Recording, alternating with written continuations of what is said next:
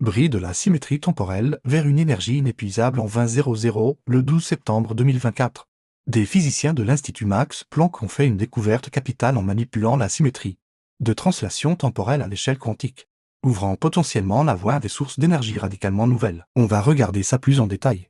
Et n'hésitez pas à vous abonner à la chaîne. La symétrie de translation temporelle est un principe fondamental de la physique qui stipule que les lois de la physique sont les mêmes à tout moment. En d'autres termes, si vous effectuez une expérience aujourd'hui ou demain, le résultat sera identique. Toutes choses égales par ailleurs. Cette symétrie est directement liée à la conservation de l'énergie.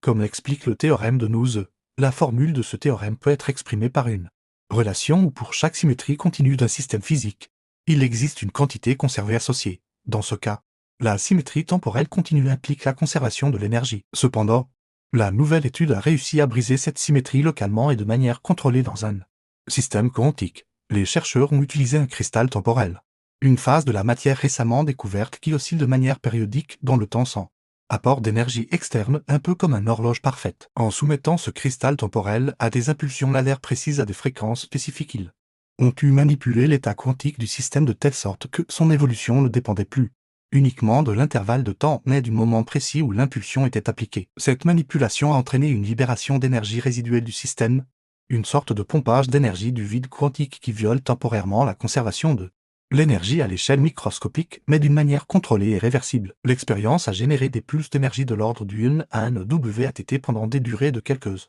microsecondes, démontrant que le concept est physiquement réalisable. Le rendement de conversion d'énergie du vide était encore très faible, de l'ordre de 10 puissance moins 9.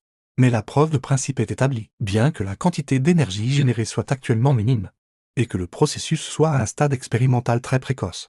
Cette découverte ouvre des perspectives théoriques fascinantes pour la production d'énergie. Si ces principes peuvent être mis à l'échelle, cela pourrait potentiellement conduire à des sources d'énergie qui ne dépendent pas des combustibles fossiles, de la fission nucléaire ou même des sources renouvelables conventionnelles, mais plutôt des propriétés intrinsèques de l'espace-temps et du vide quantique. L'implication est que l'énergie pourrait être extraite de la non-conservation locale du temps, une idée qui était auparavant du domaine de la science-fiction.